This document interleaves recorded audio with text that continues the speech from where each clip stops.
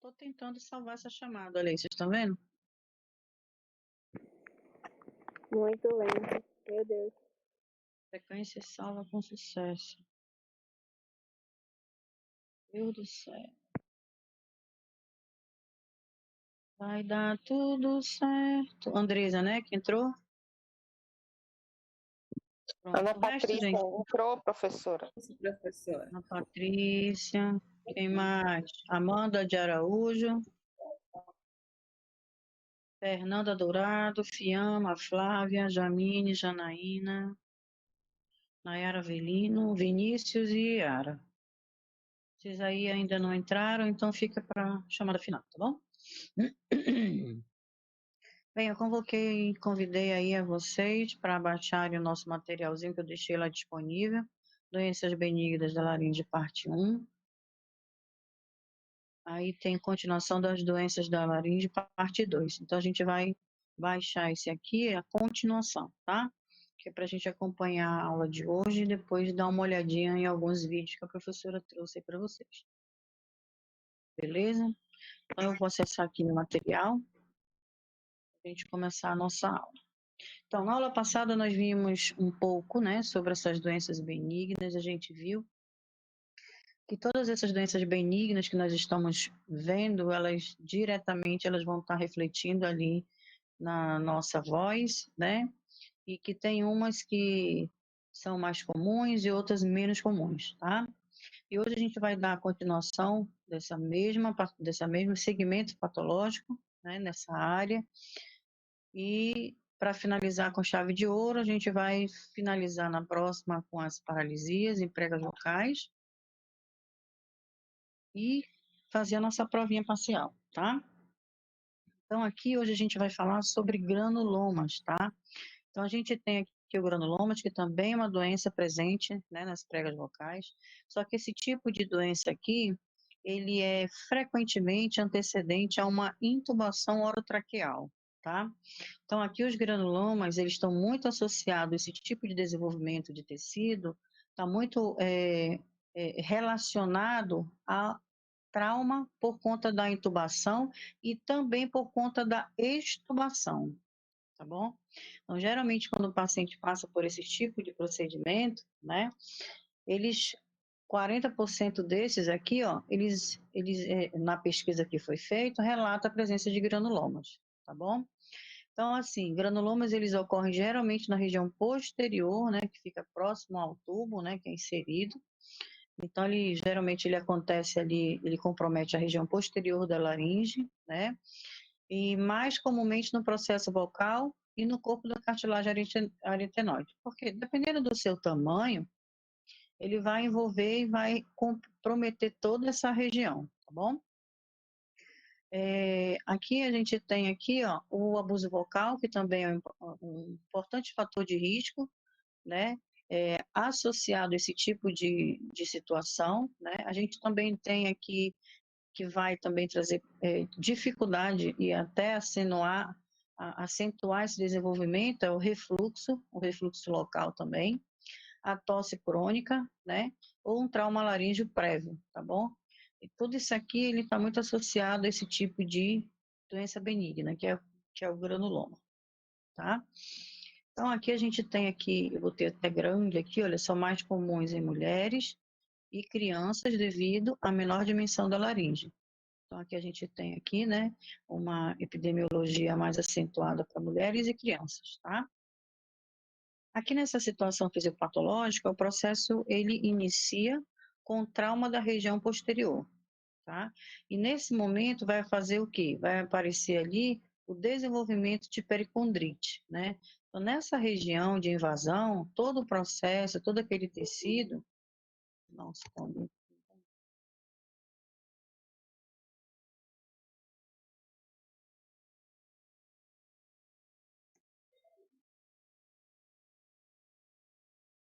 Né? Todo esse processo de desenvolvimento de depósito de células ali no local vai trazer aqui uma presença de inflamação local, né? E pode também, olha aqui, ó, aparecer um processo de necrose vocal, né? Que expõe a cartilagem. Então, existe aqui uma condição que está associada a um trauma, mas que não se descarta também a piora por conta do abuso vocal, tá? Nesse local. A resposta da área traumatizada, ela é ulceração ou produção de granuloma. Por conta dessa incidência, dessa situação, gente, quando o paciente ele é intubado, né, o paciente ele tende a fazer movimentos, né, cervicais. E esses movimentos cervicais ou o movimento de subir e abaixar a laringe leva aí ao trauma local. Então, isso aí é muito complicado, né? Porque é muito solicitado informações prévias a esse tipo de profissional que está fazendo esse trabalho, acompanhando esse paciente, e ao próprio paciente também que ele faça menos movimento possível, porque não é fácil esse tipo de inserção de material, tá? Então, aqui, ó, a gente tem presença de ulceração, por quê? Porque a gente está ali no momento inflamatório, né? Um momento ali inflamatório, onde o nosso organismo está tentando fazer ali uma defesa, mas a úlcera ela pode estar associada, ou seja, uma presença de ulceração é uma danificação do tecido local.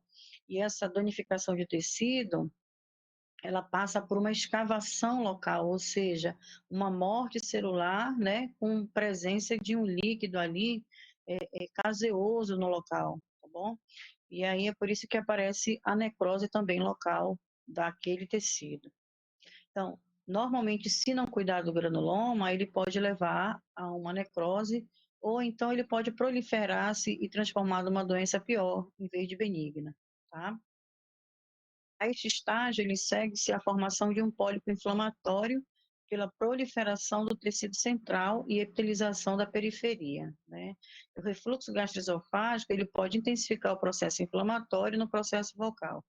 Quando a gente já tem ali um antígeno, né, trabalhando naquela região, né, um patógeno, vamos dizer assim, propriamente dito, o nosso corpo imediatamente, nossas células de defesa vai fazer aquela imunização local, né? Vai tentar matar.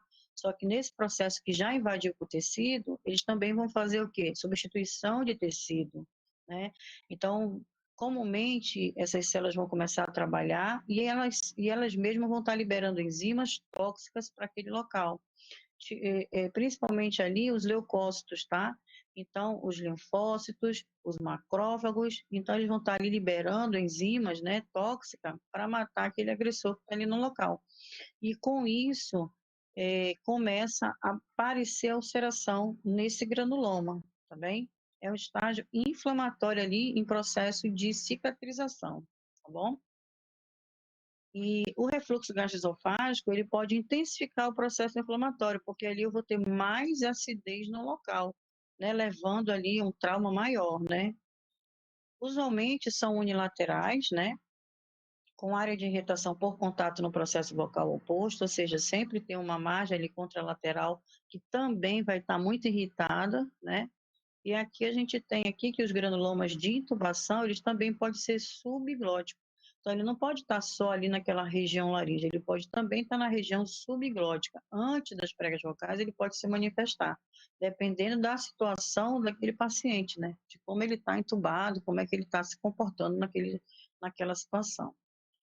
Então, aqui a gente tem algumas presenças, olha, esse aqui é um granuloma, assim, do tipo nascido mesmo, desenvolvido, né, traumático, e aqui a gente tem um granuloma aqui representando assim, ó, um trauma maior, um processo, né, inflamatório maior por conta de uma intubação orotraqueal, né.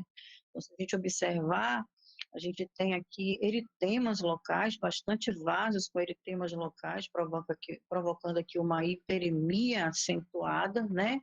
Então, isso aqui deixa essa região completamente comprometida, né? Então, o sujeito em si, ele refere-se muita dor e processo de rouquidão, dificuldade para falar, dificuldade para engolir, relata aqui presença de corpo estranho, né? Dificuldade de se alimentar, porque ele acha que tem um corpo estranho, que tem alguma coisa dentro da garganta dele, tá?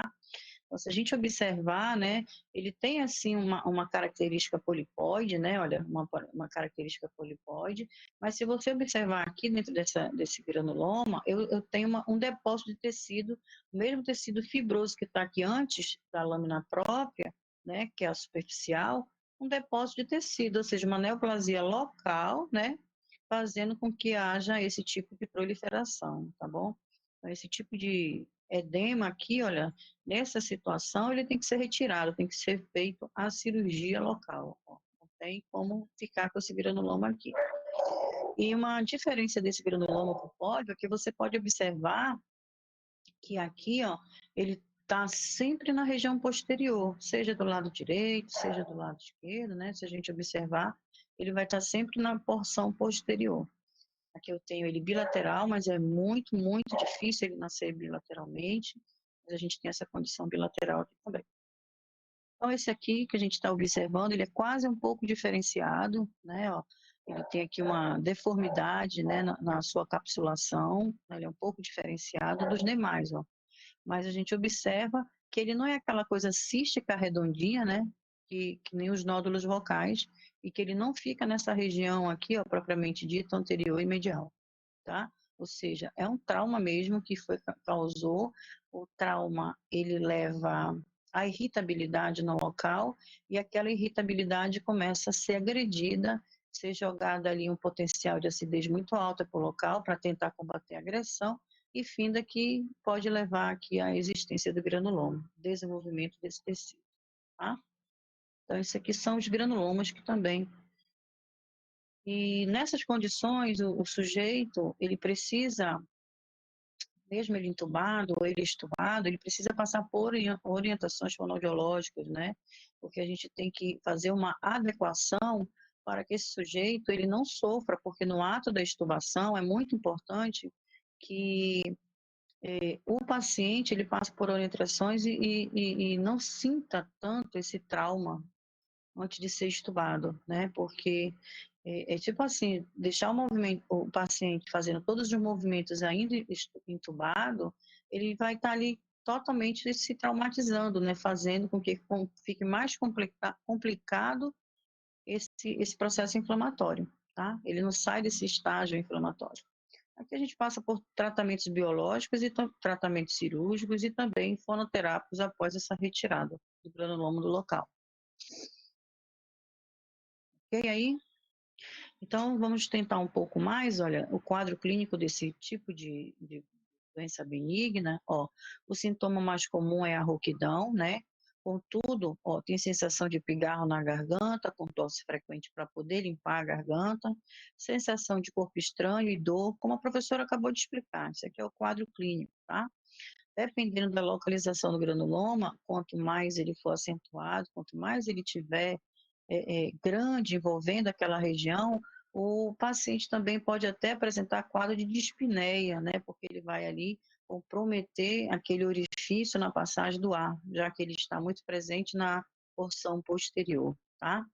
Então, porém, a obstrução aérea é rara e ocorre com lesões grandes, especialmente subglóticas, provenientes, né, da intubação orotraqueal, tá bom? Então, assim, tem pacientes que ficam muito tempo entubados, né, na UTI, na CTI, passam por muito tempo entubado, principalmente doenças tipo AVC, traumatismo crânioencefálico, esse tipo de situação, então leva a esse insídio aí, né, de acontecer esse tipo de problema na voz, tá? Então é por isso que o profissional da voz, ele tem que estar inserido no atendimento hospitalar, tá? Porque ele é muito importante participar dessas condições. Vamos lá. Tudo bem? Aí aqui a gente vê aqui com relação ao exame, né, o eritema local, como eu expliquei para vocês, e áreas ulceradas ou granulosa, né? Por quê? Porque aqui a gente vai ter uma escavação, uma destruição tecidual e também a gente vai ter depósito de líquido ali com células mortas, né? E ali aquela condição fica a presença das úlceras. E o eritema é o aumento das hemácias, o aumento dos leucócitos, o aumento dos linfócitos naquela região, o aumento do fibroblasto naquela região, porque está fazendo ali uma reconstituição daquele tecido, vai estar fazendo uma proliferação de grânulas no local, né? É uma formação tumorosa, né? Uma formação volumosa, que diga. Tumor, né? Presença de líquido. Ai, tô com cãibra.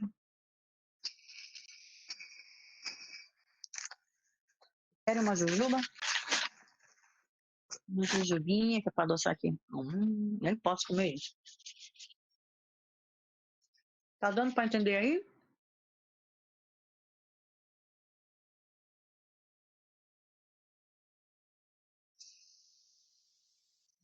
Ninguém respondeu.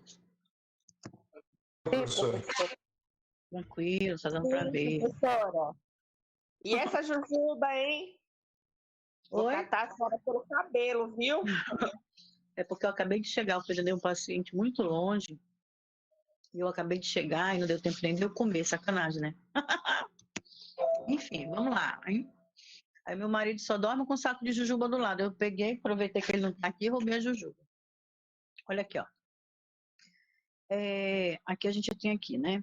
A videolaringoscopia observa-se eritema local, já expliquei, né? Os granulomas secundários à intubação costumam ser de massa césseis, né? Daquela forma que a gente observou, mais alargada do que os pólipos, né? E aqui a gente tem aqui uma condição onde esse processo ele pode ser confundido, né? Confundido, ó, com carcinoma e laringite de refluxo gastroesofágico, tá? Então, o diagnóstico diferencial deve ser feito, né, com carcinoma, porque, como eu falei para vocês, como ele é diferenciado, né, às vezes ele pode estar, e tem presença aqui de líquido, de fluido caseoso, pode levar a entender, a tentar imaginar que isso aqui pode ser um tipo de carcinoma, tá? Mas nessa condição, onde não tem metástase, onde não tem o envolvimento de outras regiões, né? Ele ficou desenvolvido só naquela região, ele ficou ali isolado, então ele é um granuloma, tá bom? Aqui a gente tem a condição de tratamento, né? Então vamos entender como é que funciona esse tratamento. Primeira condição é remover o fator precipitante da irritação crônica, né? Como eu falei para vocês, a gente está ali no momento de inflamação crônica, por isso que tem uma irritação crônica local. Por quê? Porque a inflamação crônica, ela já tem ali uma proliferação de macrócitos dentro daquele local, né? Fazendo o estágio granulomatoso dentro desse local. E eles estão ali para tentar reestruturar, organizar essa informação e combater esses agentes que estão aqui dentro, certo? E o que ele vai fazer? Ele vai isolar isso aqui, encapsular, depositar um tecido local e deixar aquele local com aqueles invasores sendo mortos pelas toxinas que são liberadas lá pelos linfócitos B, pelos linfócitos T, tá bom? Aí tem a fagocitose e fica aquele resto aqui caseoso, aquele líquido caseoso, né? Aquele líquido fétil, né? Nessa região, porque está cheio de células mortas. Aí, o que a gente tem que fazer? O médico, ele procura fazer o quê? Eliminar esse fator, tirar, né? Retirar essa condição do local. Acho que tem alguém querendo entrar. Beleza. O ideal, olha, seria a prevenção da lesão, evitando, né, os traumas por conta da intubação, né? Então, é muito bom, como eu falei, medidas preventivas. Então, se tiver uma medida preventiva, nessa, nessa situação, pode evitar esse tipo de transtorno aí para o paciente, né? Esse tipo de lesão. Então, aqui tem algumas informações. Olha, usar cânulas pequenas e flexíveis, sempre usar essas cânulas com lubrificante local, fixar a cabeça do paciente durante a cirurgia, porque o paciente com a cabeça paralisada, totalmente fixa, amarrado ao leito, ele não vai fazer movimento excessivo e com isso não vai levar ali a traumas, né, local, ferimento.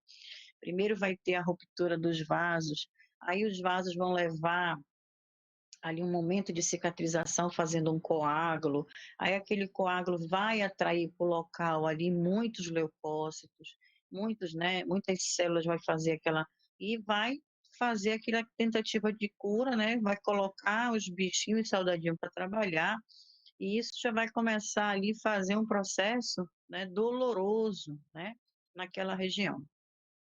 Então, extubar o paciente antes do retorno completo dos reflexos laríngeos. Olha, como eu falei ainda agora, né? Porque se você deixar o paciente já para extubar o paciente quando ele tiver 100% com seus reflexos normais, com a inervação toda intacta por local, né? Ali com o nervo laríngeo funcionando, o paciente já vai estar ali mais sugestivo a fazer movimentos bruscos e tentar deglutir, fazer as situações normais e, com isso, piorar o quadro dele, tá? Uma vez já instalado o processo, a fonoterapia, principalmente para granulomas provocados por fala hipercinética, é uma boa opção com prognóstico bem favorável. Então, aqui eu vou ter uma condição diferenciada no processo fonatório, porque esse paciente ele vai ter ali uma tensão local naquela musculatura, né, levando uma hipercinesia local. E aí, o que a gente tem que fazer? Fazer um processo terapêutico para aliviar aquela área e evitar mais trauma local, tá bom? Então, é de suma importância fazer com que aconteça essa fonoterapia após essa extubação, ok? Aí aqui a gente tem o tratamento para o refluxo gastroesofágico, mesmo sem evidência clínica, também deve ser feito. Então, lembrando aqui, a gente tem um tratamento biológico, um tratamento cirúrgico e um tratamento funcional para esse tipo de situação, tá bom? Agora vamos aqui, outro tipo, né? Esse aqui é viral, tá, gente? Então, a gente tem aqui a presença de uma outra lesão na área das pregas vocais, né, na base da laringe, aqui que se chama papilomatose laríngea. Por que papilomatose laríngea? Porque é um tipo de doença que compromete, ó, toda a mucosa do trato respiratório, né? Por quê? Porque lembram do HPV? Olha, etiopatogenia, ó, o vírus do HPV, né? Então, o vírus do papiloma humano, ele afeta todo o tecido mucoso. Então, ele até afeta o tecido intrauterino, o tecido TGI, tudo que tem revestimento de muco, ele afeta, né? E ele não faz muita diferença, não. Ele também afeta a região das pregas vocais, porque as nossas pregas vocais, ela tem o quê? Membrana mucosa, tá? Então, esse tipo de condição, afetado por esse vírus, ele transforma ali num local com desenvolvimento de massa local, né? A famosa papilomatose respiratória recorrente, tá bom? Então, ele caracteriza por papilomas escamosos, múltiplos e recorrentes. E a laringe, ela é o sítio mais comum dessa papilomatose, né? Sendo as pregas vocais e a subglote os locais mais acometidos. Então, quer dizer, desenvolve esse processo tumoral aqui nessa região, mas também desenvolve na nasofaringe, no epitélio traqueobrônquio, nessas regiões todas dos sistemas respiratórios.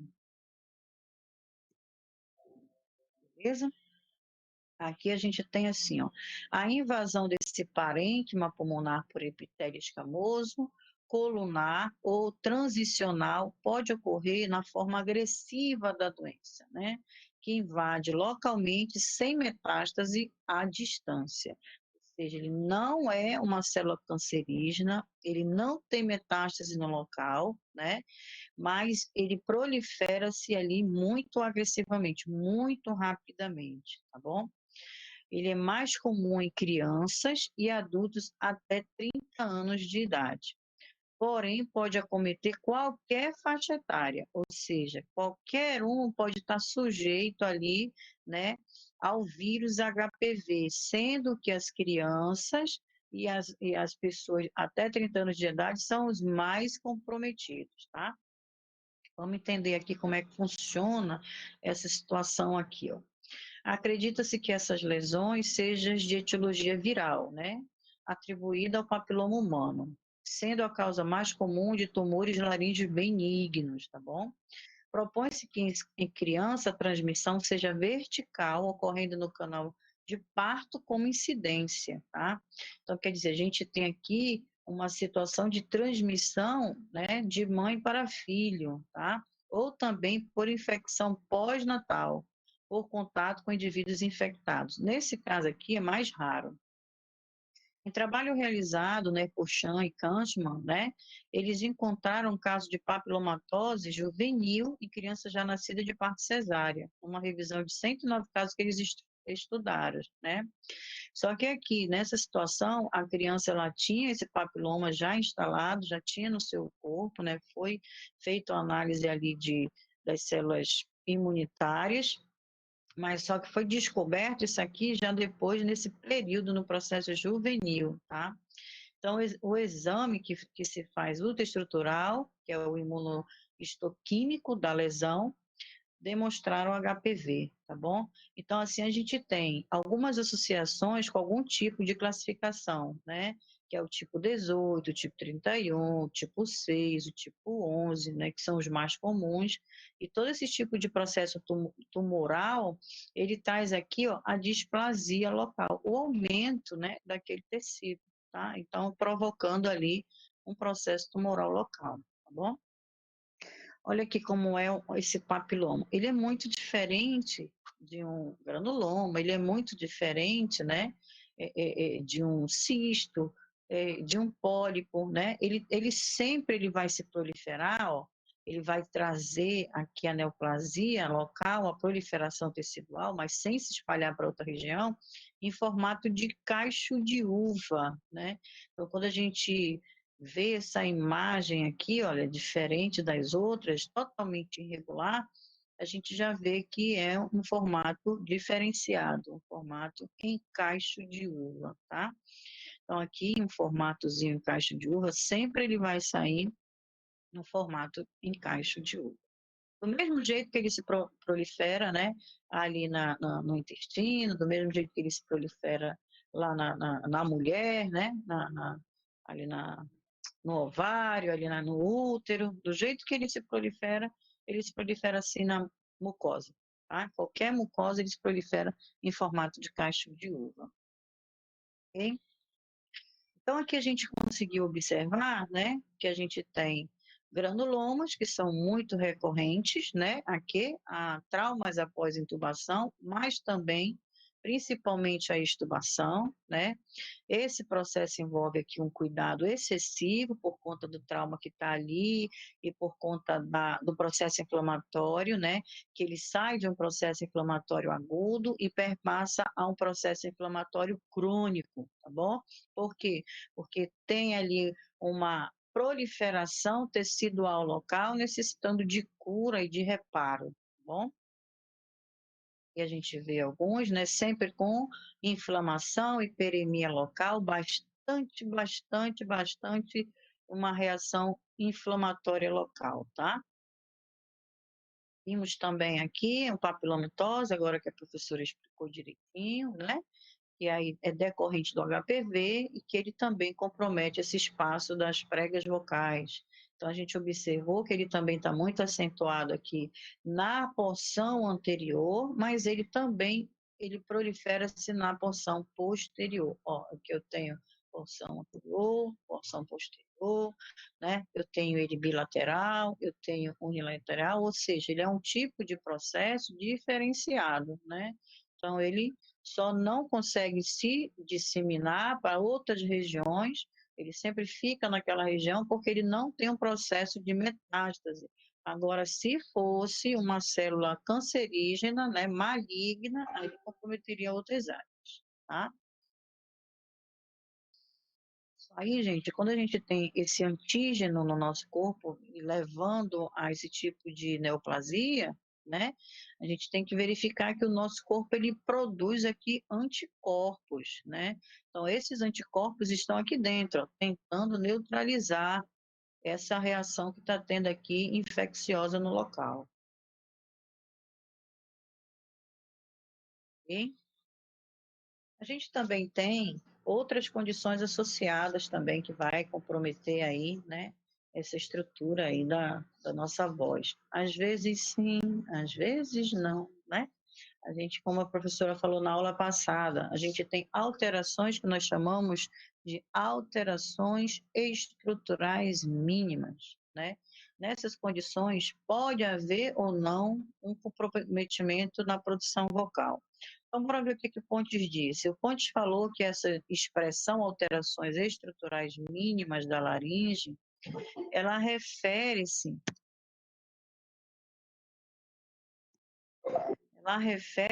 a pequenas alterações da configuração laríngea, né? Ou seja, ela já nasce com essas alterações anatômicas, né? Modificando o seu padrão aqui, ó, a sua configuração principal, tá bom? Que podem ou não estar associadas a alterações vocais, tá? Esses autores, eles ainda dizem que essa classificação, ela dá-se, né, por assimetria laríngea, né, que vai estar ali alterada, a fusão posterior que vai estar ali incompleta, né, ainda ali no período intrauterino, da fusão ali, tá?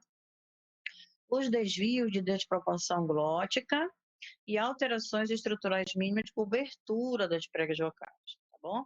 Então, essa classificação também são alterações que já vêm, né, de nascença, digamos assim, que compromete esse aparelho, que dá uma modificação nessa configuração normal, tá bom? Então, aí, essa condição genética, a gente vai ter aqui a simetria laríngea. Então, vamos ver aqui, ó. Avaliando a laringe, nem sempre uma hemilaringe, né, é a imagem especular da outra, tá bom? Então, a condição para a boa qualidade da voz, ou seja, que ele está dizendo que um lado pode estar diferenciado do outro, né? Mas e também a voz não pode sofrer alteração por conta dessa assimetria, tá bom? Portanto, além de assimetria das pregas vocais, como diferentes de comprimento, olha o que vai acontecer nessa hemilaringe, nessa hemiprega vocal que vai estar diferenciada.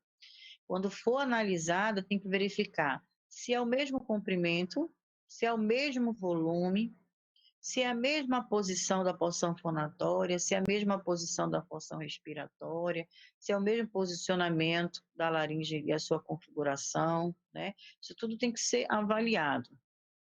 Aqui nessas condições, muitas vezes pode incluir a parte superglótica, né? Dessa, que é a supraglótica, a gente pode verificar também o ventrículo de Morgane, né? As pregas falsas também pode estar associada, ou seja, todo esse complexo que tem ali o posicionamento muscular pode estar ali também passando por uma diferenciação, tá? Então, que se traduzem por diferenças, ó, entre as pregas vocais, tá aqui, ó, por diferenciação, tá bom? Associa-se geralmente a alterações dos ciclos vibratórios das pregas vocais. Se eu tenho uma simetria, eu vou ter alterações nos meus ciclos vibratórios. Eles nunca vão fazer um ciclo vibratório igualzinho uma com a outra, né? Vai ter uma alteração. Ok? A outra condição que a gente tem aqui, ó, é a desproporção glótica, ou seja, quando uma porção da glote é maior do que a outra. Então, a gente chama de desproporção glótica, tá bom? Então, a proporção entre a área fonatória e a respiratória tem relação direta com a frequência fundamental e a coaptação das pregas vocais à fonação. Então, quer dizer, eu tenho que ter ali, naquelas minhas pregas vocais, uma porção, né, uma proporção entre as duas, de 1 para 1. Se eu tenho uma alteração nessas condições, eu tenho uma tendência ali que vai comprometer com maior facilidade, ó, a minha frequência fundamental e a minha coaptação. Por quê? Porque toda aquela relação que a gente tem da área fonatória com a respiratória, elas surtem efeito diretamente nos formantes, né? Para poder ter a produção de som. Então, olha aqui, ó, a gente vê aqui nessa desproporção que o padrão feminino ele tem uma desproporção de 1 para 1. e tem a tendência, isso aqui é o tamanho, tá, gente? Você faz aquele Vzinho, né? Aquela pirâmide, aí divide-se e observa se está o mesmo tamanho de 1:1, tá? Então, esse tipo aqui, ó, ele tem tendência à fenda triangular posterior fonação, tá? Então, ele vai ter ali uma associação de uma fenda triangular posterior fonação. Enquanto o masculino, ele já tem aqui, ó, a cooptação, né, em toda essa extensão, sem a presença de fendas. Por quê? Porque é maior, né, do que o das mulheres. Então, isso aí, com essa desproporção, ela vai ser mínima, tá? Então, aqui não vai ter presença de fenda, mas pode ter ali desproporção no local também, tá? Por isso que é muito comum em mulheres. Portanto, é preciso considerar esta proporção no contexto da fonação, onde desvios podem causar ou piorar ali as disfonias, tá? Então, quer dizer, alterações estruturais que vêm ali naquela configuração, né, da anatomia desse órgão e que pode estar afetando diretamente a voz do sujeito, né? Ele já tem uma impressão vocal diferenciada, tá bom? Por conta dessas alterações, sem presença de lesão. Só mesmo, né, a modificação do padrão inflamatório. Eu estou pegando no mouse e está doendo, certo? Aqui a gente tem aqui uma imagem apenas para vocês verificarem a condição, né, que ela muda aqui a sua configuração, mas ela não tem nenhum processo tumoral no local, ela não tem nenhum depósito de fibroblasto, ela não tem nenhum tipo de célula diferenciada. Se a gente observar, é a mesma célulazinha, não tem edema, não tem células gelatinosas, não tem nada. Apenas ela se diz assimétrica, ela não tem o mesmo padrão, né? Ela se configura diferente, ó. Bem, bem, agora vamos para outra, né? Como eu falei, vamos continuar. Então, ali a gente já viu o granuloma, a gente já viu ali o papiloma, né? A gente viu ali as alterações estruturais mínimas. Agora vamos ver aqui esse suco vocal, né? Porque o suco vocal aí, ele também é um determinante, né, de várias disfonias, né, e às vezes leva até uma disfonia severa, então vamos compreender um pouco dessa classificação, que ele se diferencia de acordo com a sua invaginação epitelial, tá?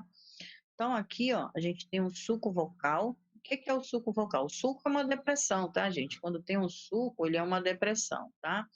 Então, ele é uma depressão longitudinal na mucosa da prega vocal, tá? Então, ele fica ali paralelo à borda livre da prega vocal, fazendo aquela depressão, que pode se estender por todo o comprimento da prega. Ele pode iniciar pequenininho e pode fazer uma depressão por todo aquele comprimento, tá bom? Então, ele pode limitar-se ou ele pode estender-se, tá bom? A sua profundidade, ela também é variável, tá bom? Desde que a sua linha de atenuação possa ser de uma divisão profunda ou de uma divisão variável ali de determinante, tá bom? É por isso que aqui, olha, a gente tem aqui as disfonias que poderão estar associadas de grau severo, né, dificultando aqui o uso social da voz. Então, quer dizer, eu vou afetar ali onde eu preciso de movimento, ali eu preciso de vibração, porque vai ter uma depressão no local, então vai dificultar aqui aquele movimento. Então, com certeza, os graves, né, a voz feita pelo TA, que é uma voz normal, habitual, ela vai ter ali uma dificuldade por conta dessa depressão, tá? Então, aqui, de acordo com o Ford, ele fez uma classificação, né, desse tipo de suco, onde o tipo de suco 1, ele tem aqui uma invaginação do epitélio, formando uma pequena cavidade, tá bom? Geralmente, essa depressão, ela pode ser unilateral ou bilateral. Ela pode ser simétrica ou assimétrica, ou seja, ela se diferencia. Ela pode ser de um lado, pode ser de dois, ela pode estar paralela, borda livre, enfim. Do jeito que ela surgir ali no local, ela pode se diferenciar, tá bom? O impacto vocal ele vai variar de acordo com a sua profundidade, viu? Quanto mais profundo for, mais severo fica, tá? Ele pode ser assintomático e por isso denominado fisiológico, tá? Então, histologicamente, caracteriza por quê? Por invaginação do epitélio, né? Sem acometimento da lâmina própria.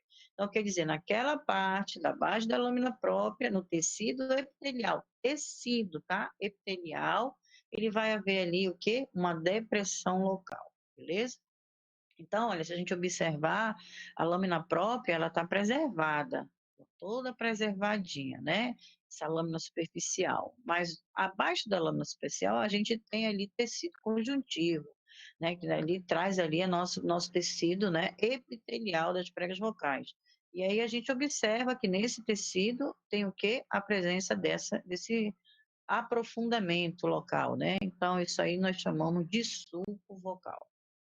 Nessa imagem, a gente observa um sulco unilateral, tá bom? Mas ele pode ser bilateral, ele pode se diferenciar de tamanho e pode comprometer todas as pregas vocais. Quanto maior e mais profundo, mais a impressão da voz aqui ela é afônica, ela pode sumir, tá? Comprometer. Beleza? Então, vamos ver aqui, ó, a outra classificação, que ela se caracteriza por uma depressão na prega vocal. Agora, essa daqui, olha, geralmente, essa aqui, ó, tipo 2, ela é bilateral e assimétrica, tá bom? Ela vai variar aqui no seu grau de profundidade e extensão e pode causar também atrofia, porque quanto mais depósito de células aqui epiteliais, mais eu vou atrofiar essa região, né? Mais eu vou trazer ali, ó, uma tensão naquela região, né? Eu vou dificultar a mobilidade daquele local. Então, ela pode trazer consigo ali uma atrofia nas pregas vocais, tá bom? Ela possui dois lábios, né? Um superior, que é mais flexível, e um inferior mais largo e mais rígido, por conta dessa correspondência aqui, que é mais profunda, né? Mais próximo ali, mais proliferação de tecido conjuntivo, tá? Ele vai ser aderido ao músculo vocal, olha aí, tá vendo? Próximo, tecido conjuntivo, tecido muscular, né? Totalmente ali mais profundo, na sua região mais profunda, próximo ali ao TA mesmo, né? Ou ao ligamento vocal, ou seja, aquela lâmina, aquela frequência ali, ela fica totalmente preservada e ali ela tem uma tensão sobre aquelas notas agudas, né? Por conta da perder esses agudos por conta dessa atrofia local, tá bom? A gente observa assim, frequentemente o fechamento glótico incompleto, uma fenda fusiforme durante a fonação. Tá? Aqui a gente tem algumas informações importantes por alguns pesquisadores, né? Que ele traz esse tipo de suco aqui como um nome diferenciado. Olha, pode ter um suco do tipo estria, né? Um suco do tipo vocal, que é o irano, que vocês vão conhecer muito o irano no semestre que vem. A maioria, a nossa avaliação que a gente vai ter da classificação da voz é por base dos estudos científicos de Irano. Vamos saber caracterizar aqueles tipos vocais, tá bom? Enfim, então aqui a gente tem aqui, né, observa-se a aderência do epitélio, a lâmina própria, com perda das estruturas encamadas da lâmina própria. A voz geralmente é rouco áspera, com frequência fundamental aguda e um aumento de soprosidade, tá? Então a gente vai ter, assim, essas alterações por conta dessa condição que teve, beleza? Vamos aqui. Olha aqui, ó. Sulco vocal tipo 2 na prega vocal esquerda. Olha só, se a gente observar, olha o tamanho dele, olha a profundidade em comparação ao primeiro, né? Ele é bem mais agressivo, né? E ele está comprometendo toda a região da prega vocal aqui do lado esquerdo. Tá bom? E a laminazinha própria aqui, ó, ela não está comprometida, ou seja, essa invaginação, ela está mais próxima do tecido epitelial, do tecido conjuntivo mesmo, que se forma aqui nessa região. A gente tem aqui o tipo 3, olha aqui, ó. Aqui a gente tem aqui duas imagens, onde aqui na imagem A, a gente tem um subvocal tipo 3, na prega vocal direito, indicado pela seta, e a gente tem aqui também a reação contralateral, olha, né? Uma reaçãozinha contralateral. Ó, eu tenho aqui um suco vocal, eu tenho uma reação, e aqui eu tenho um suco vocal, né? Com uma, uma, uma bolsa local, né? Um suco bolsa. Né? Se a gente observar, a gente tem um instrumento aqui perpassando essa regiãozinha, em formatozinho de bolsa aqui, tá? Então, é uma cavidade na lâmina própria, olha aqui, né? Aonde é? Não é lá naquele tecido epitelial. O tipo 3, ele é aonde? Na lâmina própria, né? Então, ele é uma cavidade na lâmina própria. Essa cavidade, a que você observa, né? É como se fosse uma abertura, né? Uma fenda, uma rasgadura, um rompimento, né? Então, aqui, ó, de epitélio estratificado e com abertura para o exterior, como a professora disse, ó, uma abertura, né? Ela tem uma abertura. Ocorre aqui uma invaginação da superfície da prega vocal, então ela é um tipo superficial, então isso aqui vai comprometer nessas condições desse movimento da lâmina própria, né? Mas seus lábios se tocam, eles conseguem ter um fechamento aquiglótico completo, formando um espaço no interior da prega, com formato de bolsa, tá? Então, se a gente observar, ele é diferenciado, né?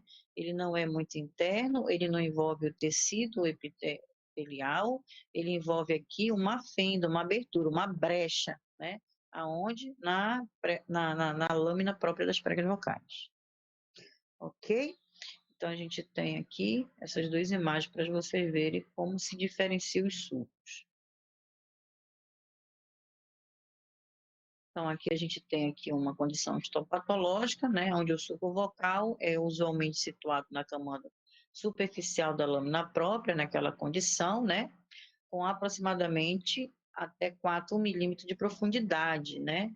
O tipo 1, a lâmina própria, ela está intacta, né. O tipo 2 tem algumas alterações na camada superficial, algumas, né, com perda de separação entre a cobertura e o corpo, né? Então, ali a gente tem um corpo, onde tem tecido epitelial, e tem ali a cobertura, que é a parte da lâmina própria.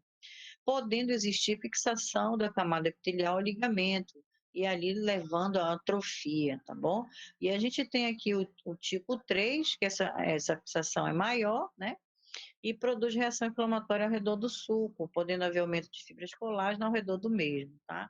Então, aqui ela pode ter uma impressão sobre um ato inflamatório, né, crônico no local, por conta daquela abertura que ela faz em cima daquele epitélio e também o movimento, né, o esforço que a pessoa faz no ato da fonação, tá?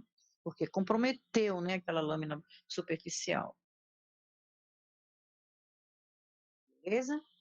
Então, é isso aí, vamos continuar, que o negócio é legal, é bom a gente conhecer essas informações, essas mazelas que aparecem aí e a gente nem conhece, porque a gente só ouve falar de pólipo, só ouve falar de nódulo, só ouve falar de edema de Raynaud, mas não sabe que existe muita, né, outros tipos de doenças benignas que afetam diretamente aí as pregas vocais, tá? Falta falar do câncer, falta falar das malignas, né? O carcinoma de laringe, falta falar ainda das paralisias de pregas vocais. Não, vamos fechar antes da prova, focar numa aula só de inervação dessa região, que é para vocês ficarem aptos quando forem fazer uma leitura de um exame por conta de um AVC, saber que nervo comprometeu, por que o 10º par comprometeu, certo? Por que existe ali uma classificação de nervo associado a esse tipo de patologia, tipo AVC, porque em si ele pode comprometer outros nervos locais, né? Tipo 7º, tipo 5º, tipo 10º, tipo 12. Então, tipo 9, né? Porque envolve língua, envolve laringe, envolve face, envolve tudo isso, né?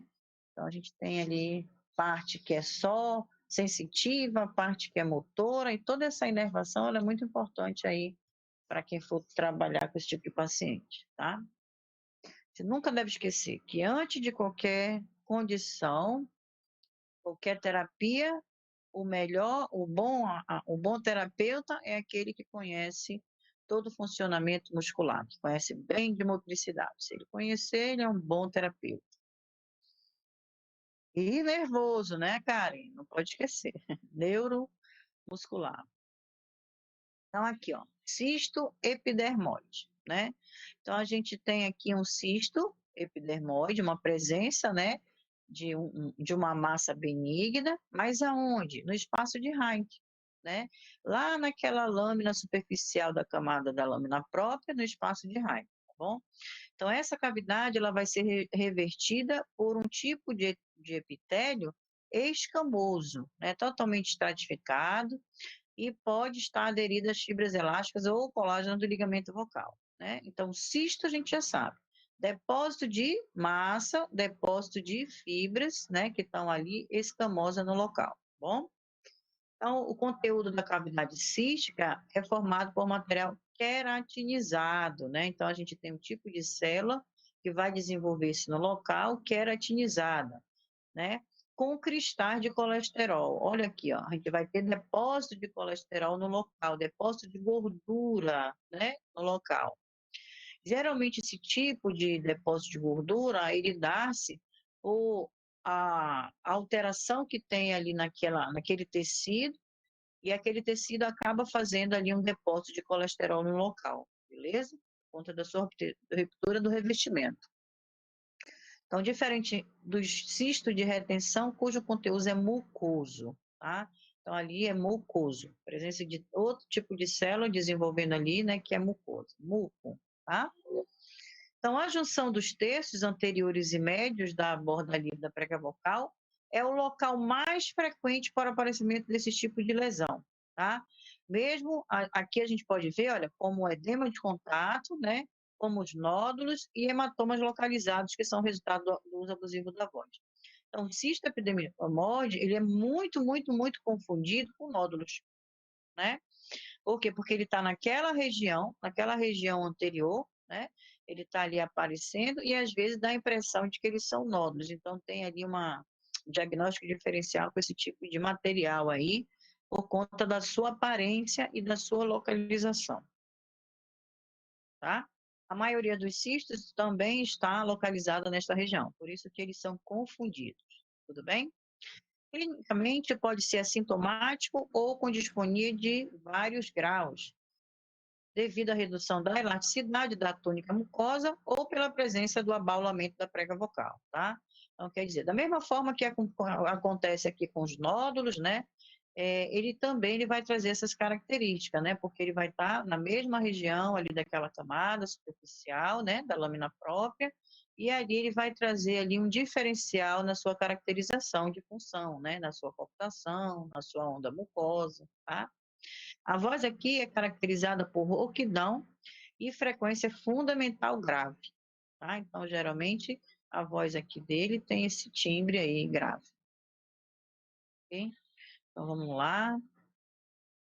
A gente tem dois tipos, né? Que ele pode ter superficial ou pode ter ali uma fistulação no local, tá bom? Então, ele tem aqui um orifício, né? Onde pode aparecer um conteúdo dentro dele e ele pode ter ali uma superfície com esse tipo de célula só mesmo ali naquela lâmina, tá? Porém, geralmente sem aderência ao ligamento vocal. Então, nesse cisto superficial fistulado, o impacto vocal depende mais da diminuição ou ausência de vibração da área cística, devido à sua adesão às camadas superficiais que o recobrem do que do seu volume. Então, o tratamento ele é muito parecido com o tratamento para nódulos, porque a intenção dessa terapia aqui é reduzir, né, esse edema que está aparecendo aqui nessa região. Edema, você já sabe, né, que é processo tumoral. É um nome que a gente usa, né, para qualquer inchaço local. Mas esse tipo de edema, ele se chama cisto, ok? Então, aqui a gente tem um fistulizado, né, bem nessa prega vocalzinha.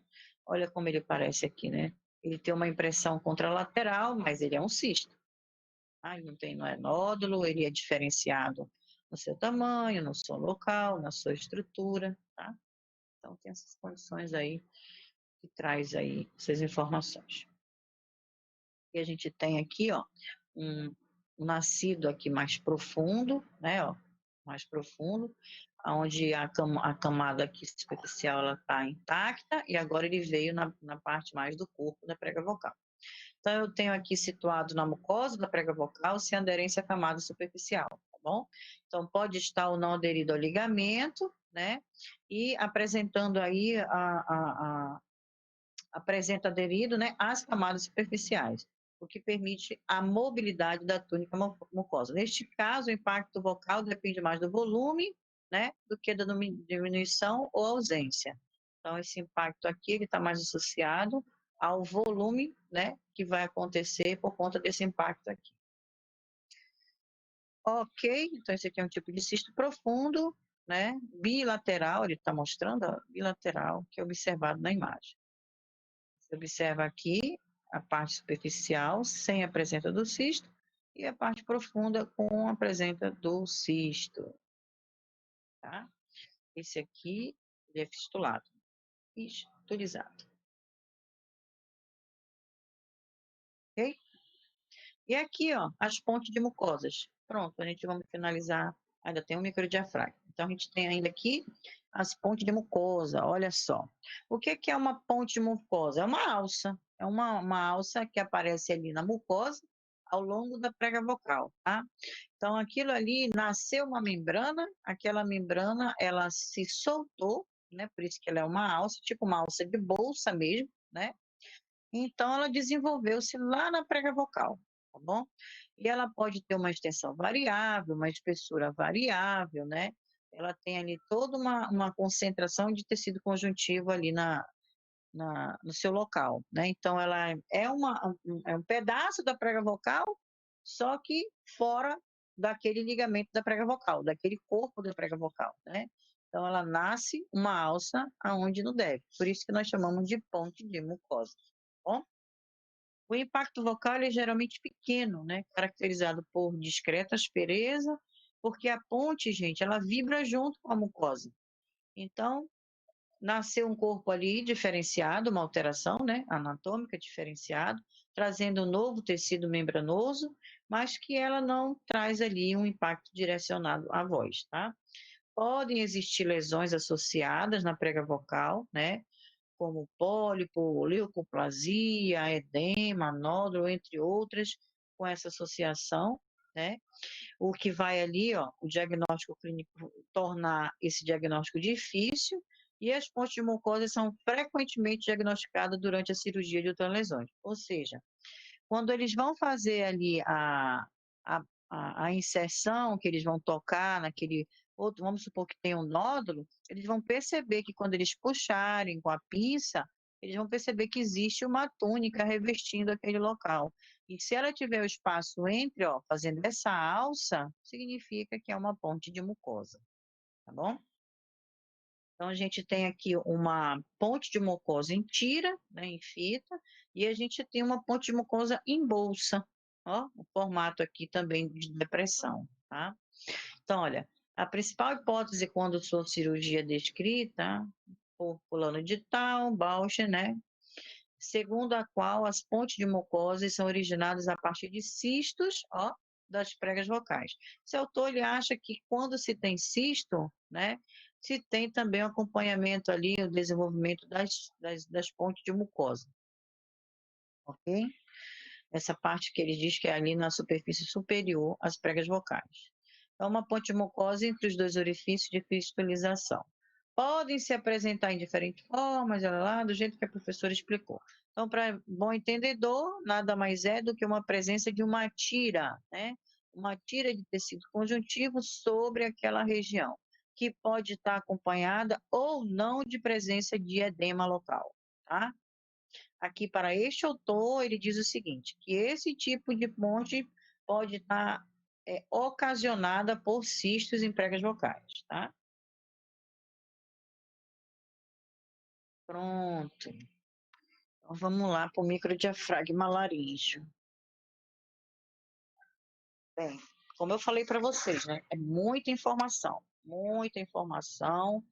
né? Que vocês tinham que conhecer essas doenças, né? Então, era informação demais, por isso que eu peço para não faltar. Não é fácil, não é fácil a gente aprender todas elas, mas com o tempo vocês vão criando ali, né?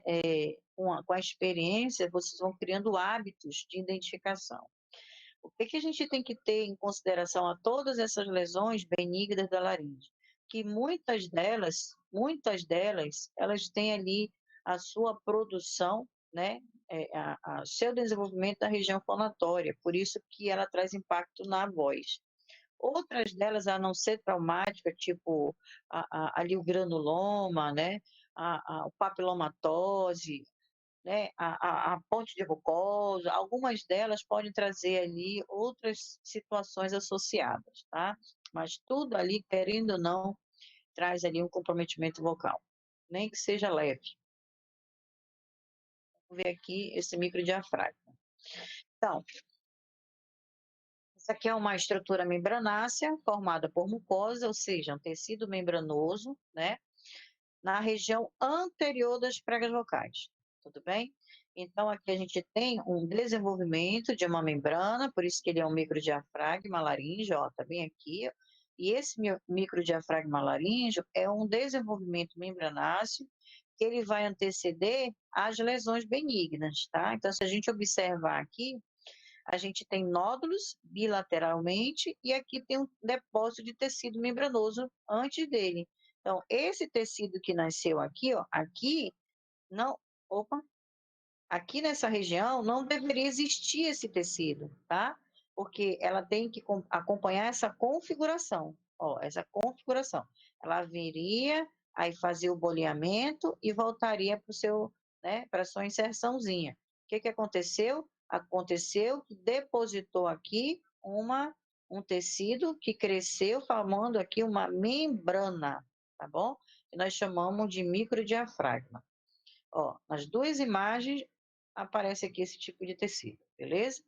Então, a gente tem aqui, ó, formada por uma mucosa, que é aquela membrana mucosa que une a região anterior das pregas vocais. Então, a gente já viu que membrana mucosa, esse tecido membranáceo que nasceu aqui, né, antes dos nódulos, tá bom? Então, voltando para cá, olha, vai sempre se inserir ele na comissura anterior, ó, como a professora mostrou, comissura anterior, bem aqui, ó, comissura anterior, né? Comissura anterior, processo, né? Fonatório, comissura anterior. Esse, a localização do microdiafragma pode ser glótica ou subglótica. Então, ainda assim, ele pode estar bem na região aqui glótica, nesse espaço glótico, ou ele pode vir de baixo para cima, tá? Ele pode vir de baixo para cima. Se você observar aqui as pregas vocais, nesse caso, né, a gente tem aqui uma visão dele mais profundo do que esse aqui, ó. Esse aqui está totalmente, né, mais superficial, tá? Ok? Esse tipo de lesão aí, ele é de difícil diagnóstico, né? E para sua identificação é preciso ter um alto índice de suspeita e avaliação, que deve ser realizado com abdução máxima das pregas vocais para ver se realmente ali tem um novo tecido membranáceo naquela região, né? Com muita limpeza de secreção na comissura para não comprometer ali o exame, tá bom? E o que acontece com a voz? Então, a gente pode observar que o impacto vocal produz uma frequência fundamental aguda. Olha aqui, diferente dos demais, né? Uma frequência fundamental aguda. Enquanto outros preservam ali a frequência grave, porque compromete a lâmina própria, esse cabra aqui, ele preserva a frequência fundamental aguda, né? Devido que a redução do espaço que vai existir ali, ó, nas pregas vocais. Então, se tem uma redução, aquele espaço mínimo, ele vai ter uma tendência a ter uma intensidade maior, né?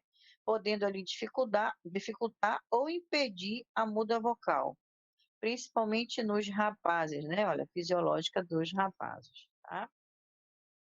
Professora, será que tem gente que já nasce com esse microdiafragma e ali a pessoa tem uma voz muito agudizada? Sim, claro, né? Pode sim. Mas será se esse microdiafragma só antecede os nódulos, né? Olha, esse tipo de formação membranosa, ele está sempre ali, né, antes dos nódulos. Mas tem estudos que representam ali, ó, O indivíduo com microdiafragma laríngeo utiliza excessiva tensão dos músculos tireoaritenoides e cricoaritenoides. Essa é uma razão para que as vozes elas sejam o quê?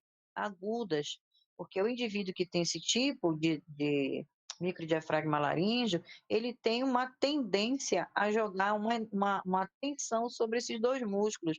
E esses dois músculos são os próprios músculos tensionadores da laringe. Então, jogando tensão, quanto mais tensão jogar, mais a frequência fundamental vai ser aguda. Ok?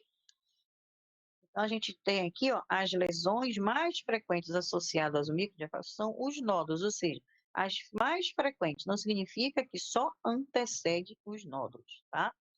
Mas são as mais comuns. Então, como a professora mostrou aqui, a gente já viu que é esse tecido membranáceo que nasceu aqui, bem nessa parte da incisão, tá? Beleza? Espero que tenham entendido alguma coisa, que tenham acompanhado. O material tá aí para vocês. Deixa eu ver aqui.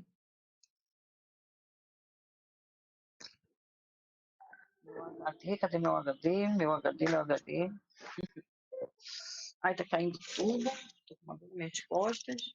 Não sei se vocês já cansaram de me ouvir. A professora fala pra cacete, mas é necessário explicar direitinho. Não é não, Karen? É, Se não explica- professora. porque só a gente olhando, só lendo o conteúdo, a gente tem que entender como funciona, né? Como é que...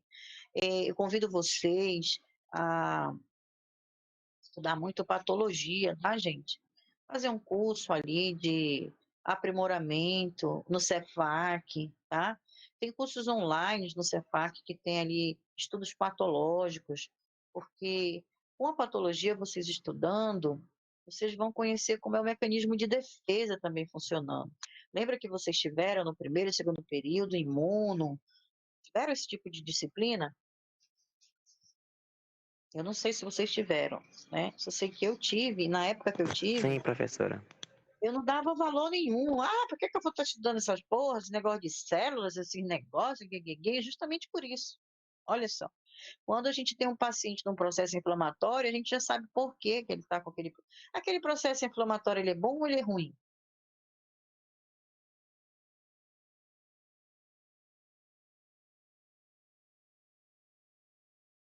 Hum? Não ouvi, Lariane. Professora, agora eu todinha no oitavo, que eu paro para Oi? pensar e, tipo, é eu todinha isso que a senhora falou, que a gente tem que estudar mais, que aí quando a gente chega nos próximos períodos, a gente tem mais facilidade de assimilar as patologias. E aí, se eu soubesse, tinha estudado mais essas áreas, essas matérias que dão o início Mais do período gerais, da né? As faculdade. mais gerais. Uhum. Isso, que aí a gente sente mais facilidade. A pergunta que eu fiz foi a seguinte. Viu lá o granuloma? Vocês viram o granuloma? Né? O que aconteceu ali no granuloma? Ele teve ali um processo inflamatório crônico, não teve? Uma associação ali com o processo inflamatório. Aí a pergunta que a professora faz é o seguinte, ó. Nesse aspecto que você está observando essa imagem aqui do granuloma, a pergunta que eu faço, esse processo de inflamação, ele é um processo bom ou ruim para o teu organismo? A pergunta que eu estou lançando é essa. É um processo bom ou é um processo ruim para o teu organismo? Responda. Ruim? Quem foi que respondeu aí? É um processo bom, professora. Alguém falou ruim. Quem falou ruim? Eu, professora. Meu Deus, cadê vocês? Sabe que tem desligado. Puta merda. Ediane, por que tu fala... Responde pra Jéssica. Por favor. Por que tu acha que é um processo bom? Porque eu acho que a inflamação é uma reação de defesa do corpo, né?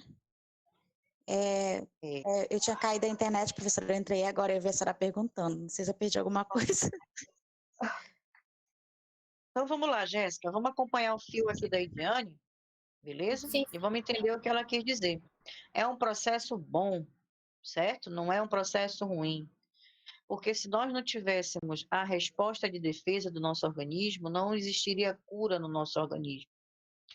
Todo o tratamento que a gente faz, nível medicamentoso, né, pelo médico, digamos assim, externo, ele é um tratamento sintético, extraído dessas composições que o nosso organismo, ele mesmo fabrica, que são as nossas proteínas, ok? Então, nossas proteínas, elas são ali fabricadas constantemente, milhões delas, trabalhando para combater todos os patógenos e ali suprir a necessidade celular, certo? Então, quando se tem ali micro-organismos que vão invadir o nosso organismo, nosso próprio organismo ele vai e responde com um ato inflamatório, tá? Então, o processo de inflamação é o processo de defesa do nosso organismo. Só que, nesse caso hoje, do estudo que nós estamos analisando, ele já é um processo que tem ali um agente agressor, que ele está ali, ó, perpetuando no local. Ele está fazendo o quê? Modificando um tecido, né? Por isso que ele se transforma em lesão de massa. Porque o cara que está ali, seja um vírus, seja uma bactéria, seja qualquer micro-organismo que levou a um desenvolvimento dessa lesão, ele fez o quê? Uma modificação no padrão tecidual, né? Por isso que ele entra em estado de cronicidade e sai daquele estado de agudo, né? A gente tem ali algumas doenças virais que a pessoa inicialmente ela passa por um processo agudo ou às vezes ela passa por um processo insidioso, né? Onde quando ela pensa que não, ela já está doente. Então, é um processo bom. Beleza? Então, se vocês estudarem bem patologia, vocês vão ver como é que desenvolve essas patologias na laringe com mais facilidade. Pelo menos para conhecer o processo dela, né? Quando a gente fala ali depósito de fibrina, quando a gente fala ali depósito de colágeno, quando a gente fala ali depósito de transsudato, de líquido hialurônico, quando a gente deposita todas essas condições hormonais, enzimáticas e proteínas, a gente tem que entender um pouco disso para poder mandar ver aí nessa área de conhecimento patológico. Tá bom? Ok? Deixa eu só desligar meu ar, que eu tô morrendo de frio. Vai matar outro, irmão. Agora vamos aqui, ó. Cadê as minhas crianças? Minhas crianças. Minhas crianças. Olha lá. Aqui a professora trouxe aqui alguns vídeos desse estudo, né? Bora ver se vai rodar, porque meu HD tá com Ziquezira, né? Vamos verificar aqui como está o comportamento dessa região, né? Não vamos ver. Por favor, vamos ver. Não é esse. Por favor. Abriu, graças a Deus. É porque o meu HD ele tá com mau contato. Olha que perfeição. Olha que coisa linda, gente.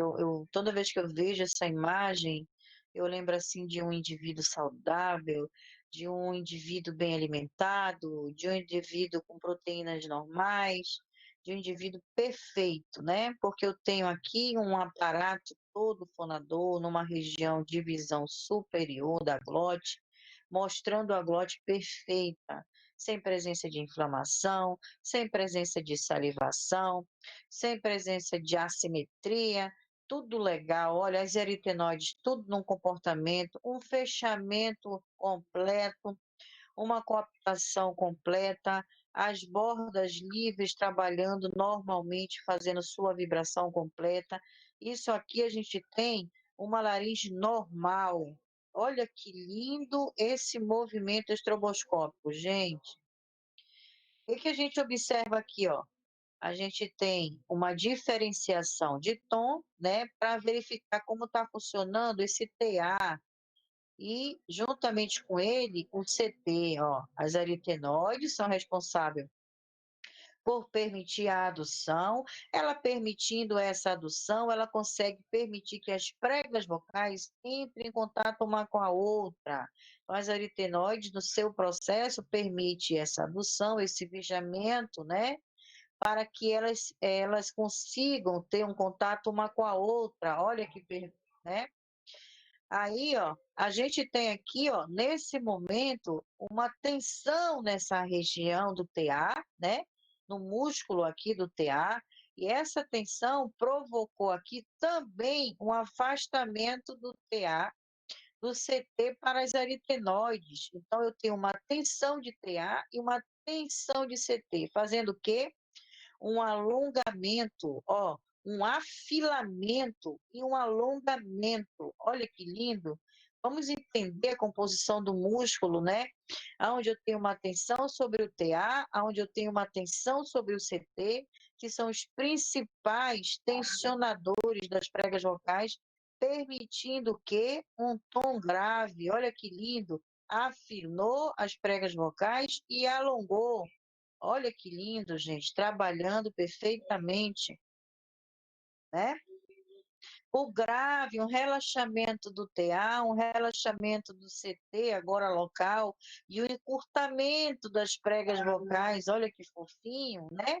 Com a participação aqui do cricoaritenoide lateral, envolvendo o fechamento, trazendo suavidade, né? Olha aí o grave funcionando, quando ele fez o quê? Encurtou e espaçou, ficou espaçoso, né? Espessoso, né? Ficou assim, mais largo. Olha que fofinho, né? Eliminou tensão, fez o encurtamento, ficou mais frouxo, né? Olha aí, trazendo grave. Uma cooptação perfeita, né? Ó, aqui ele faz aqui a alternação do grave para o agudo, né? Nas escalas. Olha que legal.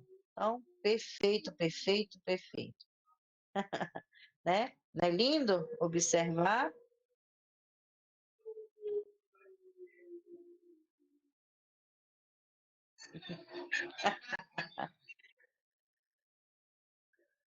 O médico que é médico, ele faz isso, ele analisa todos os componentes musculares, né? Olha que impacto. Quando você faz um sorriso desse, ó, viu que ela apareceu secreção? Ó, necessidade de limpar, né? Porque teve um impacto exagerado aqui nessa hora, né? Uma agressividade local. Mas ele fez de propósito, que ele queria verificar, né? Se está tudo certo, se a musculatura está funcionando tudo normal, se está simétrico. Ele jogou uma tensão nessa região aqui, ó, glótica, né? Toda completa, jogando aqui um esforço, um ataquezinho, né? Um ataquezinho. Só que quando fez esse ataque, que jogou essa tensão, observa aqui que apareceu aqui secreção local, né? Ela fez um esforço danado. Agora ela vai ter que fazer essa retirada dessa secreção. Olha só como ela vai retirar.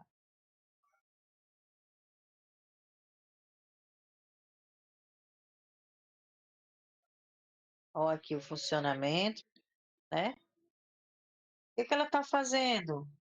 Ela está aspirando, né? E está inspirando, ó. Voz aspirada, voz inspirada, ó.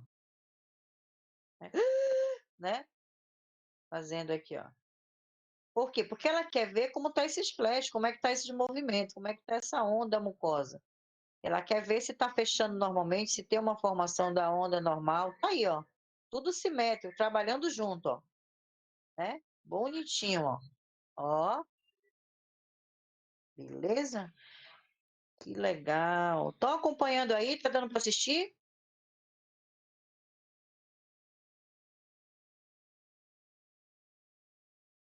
Tá, professor. Bora ver aqui a diferença desse material maravilhoso, né, que esse aparelho intacto que nós vimos, para um problemático, para um doente. Bora aqui no nódulos, né? Olha aqui, vamos acompanhar esse com nódulos? Me chama. Né? Vamos observar aqui. O que aparece, o que, é que vocês conseguem identificar, gente? Vamos lá. O que, é que tem nesses nódulos vocais? Bora ver na condição de visualização, né? Primeira coisa que a gente consegue observar, ó. Primeira coisa que a gente consegue observar aqui, né? Um esforço exagerado na porção supraglótica, né? Para poder compensar o que tem aqui extravasando, que é o ar, né? A gente observa aqui também uma presença de uma fenda que tem um fuso aqui nessa região maior, na região posterior, e uma formação de uma fenda na região anterior, ó. O impacto do nódulo aqui em si, eu já tenho um abaulamento muito maior aqui na região posterior, ou seja, uma fenda. Essa aqui ela tem um duplo fuso, mas essa aqui ela pode ser caracterizada como uma triangular se esse espaço aqui fechar. Se ele fechar, ela pode ser uma triangular. Ó, fechou, viu? Ó, tá vendo? Vamos voltar aqui, ó, no ato da cooptação. Não trava não, por favor. Ó, ó, né? Ela tem um fechamentozinho aqui, né, ó, né? E aqui ela mantém aberta. Então, eu tenho aqui uma fenda triangular, ó, posterior, né? Médio posterior nessa região, desses nódulos. Olha aqui, muita presença de secreção local, né? Na região periforme aqui dessa região. Aqui no seio molecular, atrás, por trás aqui da epiglóide, se vocês observarem, ó, tem muita secreção local, né? A pessoa vai ter que estar fazendo pigarro para fazer essa limpeza local. Olha aí, viu? Tossiu, ó. Por quê? Porque tem ressecamento. A reação de defesa vai ser logo você tirar, limpar, né? Porque isso vai levar aí, ó.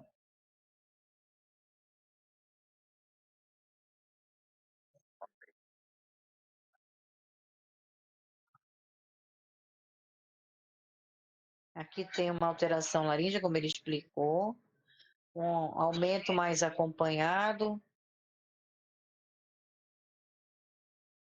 uma sensibilidade local, olha, presença de vaso, né, uma sensibilidade local por causa do ressecamento, então, num processo um pouco inflamatório, tá? Olha aí o que a gente observa nessa voz grave. Olha a diferença aí da vibração, olha a diferença da onda mucosa, tá? Então, vamos ver aqui. São vários vídeos que tem, né? E ela trazendo o quê? Olha a assimetria. Vocês estão vendo um processo assimétrico das aritenoides aqui, ó? Na hora de fazer o agudo, ó, né, ó, olha só. Saiu da linha mediana e o fechamento das aritenoides veio para cá, ó. Tornando assimétrica, né? Não que seja uma paralisia, mas é porque, gente, muda aqui a tensão e a concentração na linha mediana. Então a pessoa passa aqui por uma assimetria, uma tensão assimétrica nessa região. Olha aí, ó. Olha aí, ó. Não fecha como aquela, né? Não trabalha direitinho. Tem fuso, né? Tem fenda, tem fenda. E onde é que estão esses nódulos? Né? Onde eles estão? Lá na superfície da lâmina própria, olha aqui, ó. Bem superficialzinho, desenvolvendo isso aqui na região medial, ó. Tá vendo? Bilateralmente. Que fofinhos, né? Bora ver aqui outro. Olha esse aqui mais característico. Olha, esse aí tem um tamanho maior. Ó, não está muito branco, está se desenvolvendo agora, está num processo aqui de desenvolvimento. Dá para tratar logo, antes que ele fique aqui cheio de colágeno, cheio de tecido aqui conjuntivo, né? No local, fazendo seu processo de diferenciação celular. Então, isso aqui é fácil de ser removido com terapia local, né? Com a presença já da fenda, né? Associada, olha aí, ó. Lá na região superficial, né? Sair da porção anterior. Olha só o tamanho do cara. Vozinha grave, né? Ó, comprometido.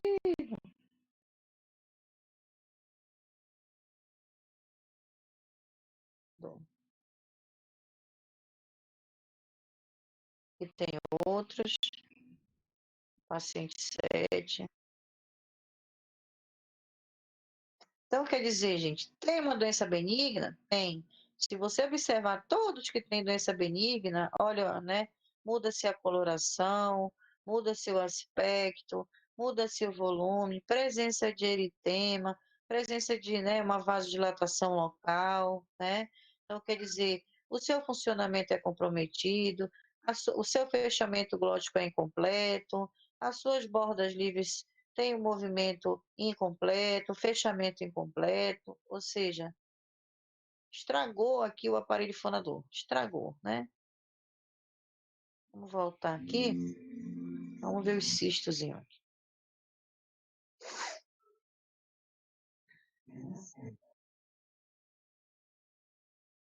Ah, bicho danado para confundir. Olha, mas só, olha aqui, ó. Lá, cistozinho, gente, não vem ali na camada superficial, né? Ele vem mais lá pro corpo, vem lá para trás, ó.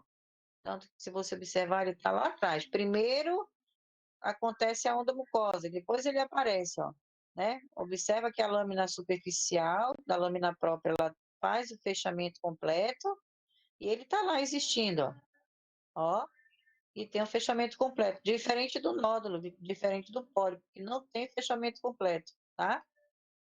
Então, isso é muito bom para não errar na prova, né? Porque o cisto, ele tem o fechamento completo e o nódulo não. Olha lá, mesmo que ele esteja maior no paciente, por ele estar na camada mais profunda, ele não vai afetar a lâmina própria. Então, o fechamento vai estar presente, preservado. Ó, né? Aqui no alongamento, ó, o bicho chega maceta, lá para trás. Só que como ele está fundido mais atrás, ou seja, é um tecido diferenciado, né? Olha lá, viu? Ó, né? Certo? Para ver aqui os pólipos rapidinho. Se for apresentar tudo, a gente vai ficar 3 dias, porque ele é cheio de paciente. Se vocês quiserem, eu posso até disponibilizar esses vídeos para vocês em outro momento. Mas aí tem que alguém copiar, né, no meu HD. Vamos pegar os pólipos. Esse aqui é um pólipo, né, com a impressão no contralateral, ó. E ele aqui é um pólipo hemorrágico. Pode observar presença de sangue local. Bora ver aqui o outro.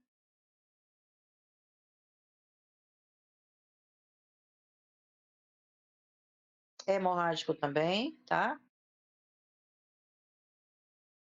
Ó, hemorrágico com presença, né, de vasodilatação local, né, destruição de vasos, de capilares, né? Bem inflamadinho. Olha, olha o espaçamento, Jesus. Eita pau, olha esse aqui enorme. Ó, enorme aqui, ó. Gelatinoso, né? Enorme gelatinoso.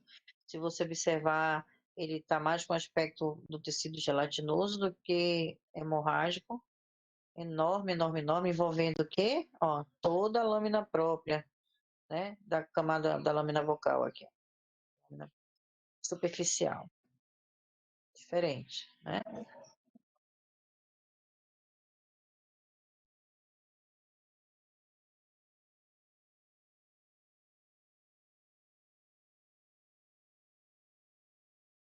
Parece um diafragma aqui no local também, um microdiafragma local, com a presença do pólipo, ó, tá vendo? Vocês estão vendo aqui? O microdiafragmazinho, né? Na incisão, com o edema local. Olha, pólipo e a impressão contralateral, fundou, né? Fundou a outra base.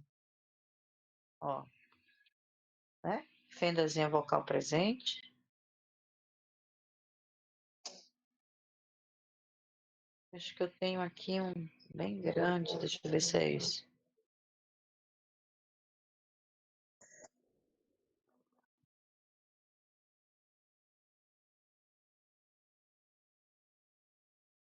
É esse mesmo. Está bem inflamado, né? Hemorrágico. Tá vendo? Observa aqui, ó, aspecto todo inflamado na região, né? Eritema, hiperemia. Esse não, né? Esse aqui tá normal, esse aqui tá branquinho, né? Esse aqui é o epidermoide, né? Que eles chamam. Agora vamos para cá. Aqui eu tenho variações, as alterações. Gente, olha aqui, ó.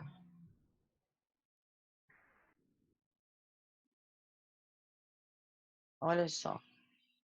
Variações na mobilidade, variações no tamanho, variações na simetria, variações no fechamento, muita presença de secreção local, né? Por quê? Porque eu tenho aqui uma alteração de nervo, tá? Uma alteração de nervo. Então, paralisia unilateral.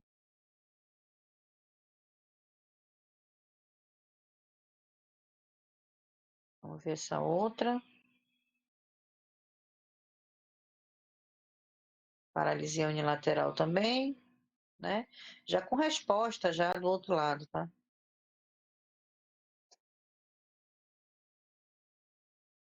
Nossa, isso aqui, toda essa variação que tem a simetria presente, né, das duas pregas vocais estão associadas a paralisias, tá? Então já estamos até vendo as paralisias aí. Aí aqui a gente tem a presbifonia, o aspecto diferenciado, a atrofia presente, né? A modificação tecidual, a modificação da coloração, a modificação do volume, tudo isso aí por questão do envelhecimento, né? Bora, doidinho. Era para ter parecido, ele tá travado. Aí, ó. Gente, olha aqui como é que acontece, ó. Modificação do tecido, a lâmina própria foi, né, substituída por tecido, porque passou num processo de envelhecimento, né? Então a gente tem aqui uma diferenciação tecidual, com poucas proteínas, digamos assim, no local, uma atrofia mais no local, né? Por causa do depósito de fibrinas. Então, isso é o que acontece quando a gente entra no processo de envelhecimento. É por isso que, quando se trata da face, a nossa face começa a aparecer rugas, né? Porque aquele depósito de proteína local ele passa a ser menor, né? A gente tem ali uma invasão de proteínas menores, oxigenação menor, por isso que o tecido vai ficando ali flácido, perdendo sua composição, sua estrutura, sua característica. Isso acontece nas pregas vocais também, tá? Ó, você praticamente não vê as pregas vocais, né? Você vê aqui o envelhecimento da estrutura, né? Uma voz aí bastante grave, tentando compensar.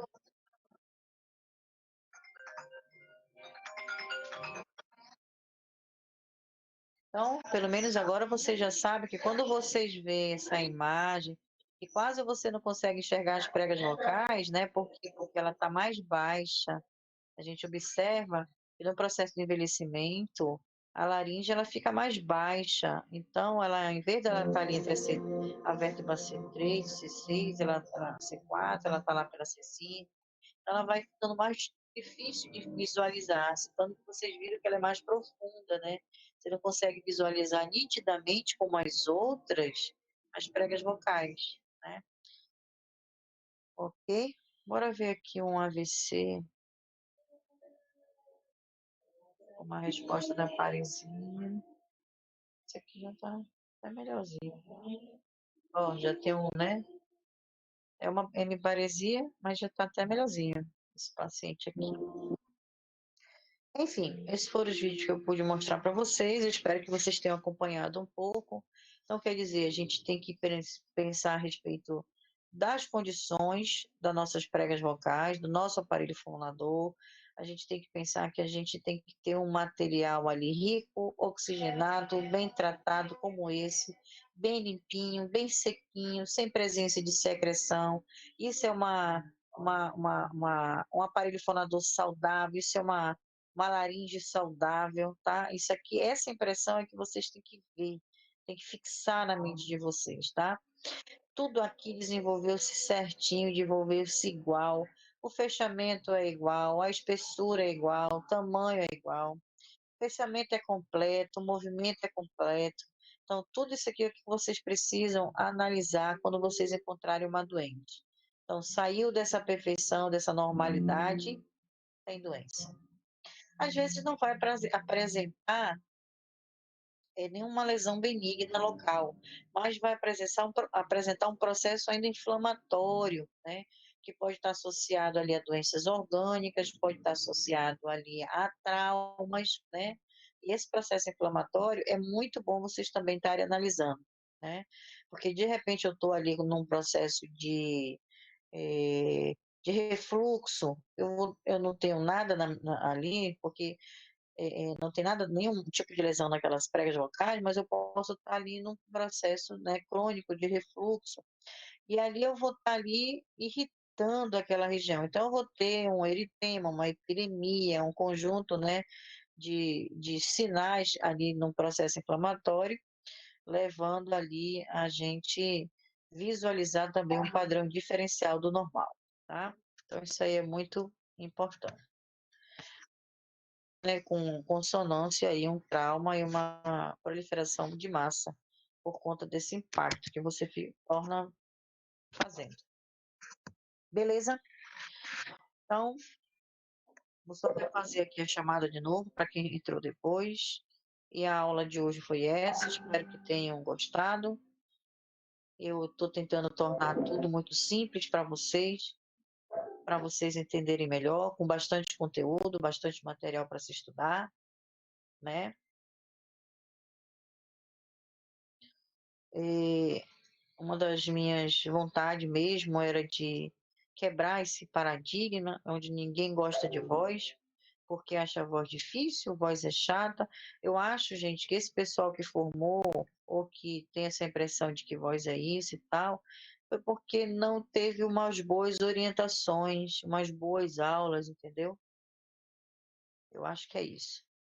Porque eu tenho muito colega formado, eu fui uma. Gente, a minha professora, Senhor Jesus, é antiético falar, sabe? Por isso que eu não vou falar doutora, doutorada, doutorada, doutorada. Eu não aprendi nada. Mas por quê? Porque sabia, mas não sabia passar, não sabia ir lá no ponto-chave, enrolava muito. E eu sofri muito com isso. Então, eu esqueci essa área de voz. Fui para outras áreas. Depois me apaixonei, descobri uma amiga no Rio de Janeiro, que é a Nina, e ela me fez eu me encantar por voz. E desde lá estamos aqui. Não sou uma expert, mas eu estou engatinhando junto, né? Eu chego lá um dia. Sei pouco, mas sei. E o pouco que sei, divido com vocês. Tá bom? Professora também é assim, né? No nosso curso, a gente tem poucas aulas de voz. A gente só tem Amanda de voz no Araújo. quarto e no quinto. Amanda de E aí Araújo. não tem como. Amanda tá aí?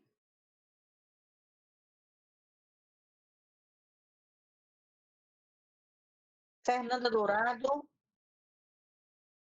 Fiamma. Flávia. A Flávia entrou, hein, galera? Jamine, Janaína e Nayara. Vinícius. Janaína tá aqui, professora. Ai, mentira. Sim, Yara. A Yara tá aí? Tá aqui a Yara, eu. E a Nayara também não? Nayara tá aí? Não, né? Vinícius tá aí? Professora, professora, minha falta, Janaína. Vinícius tá aí? Tá, vou repassar a nota assim.